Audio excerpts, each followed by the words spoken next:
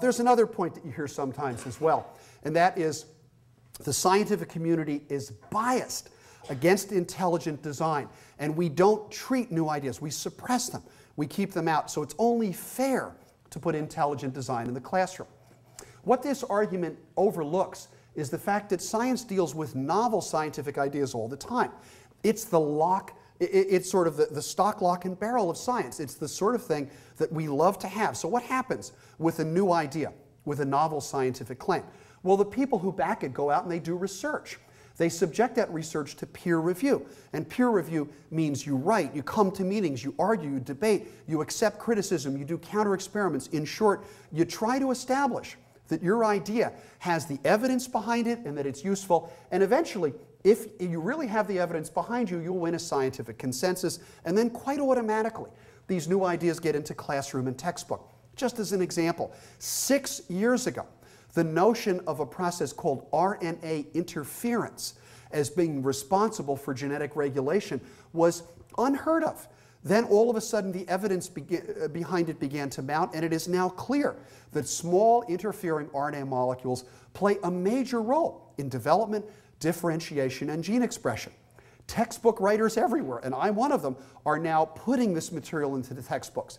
Not because state boards of education required it, but because the scientific community reached a consensus that this process is important. Now, the people who advocate intelligent design like to say, we got a new scientific theory too. Be fair to us. That's cool. If they wanted to go through this process, I'd say, great. See you at the next Biochemical Society meetings. See you at the cell biology meetings. Let's look at your evidence. Let's subject it to peer review. But do you know what they want to do? They don't like this. They think this process is too messy and too time-consuming. Their idea of how things should work is actually more like this, which is to be directly injected into classroom and textbook.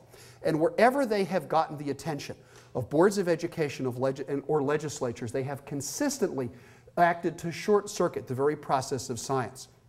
I would argue then, far from being unfair to exclude this idea from the curriculum, it's actually unfair to include it without making it go through the process of review, debate, evidence, and experimentation that every other scientific idea, including evolution, has had to go through in order to get into classroom, textbook, and curriculum. Intelligent design, creationism, in my view, is not rejected, as some people say, because it has religious implications.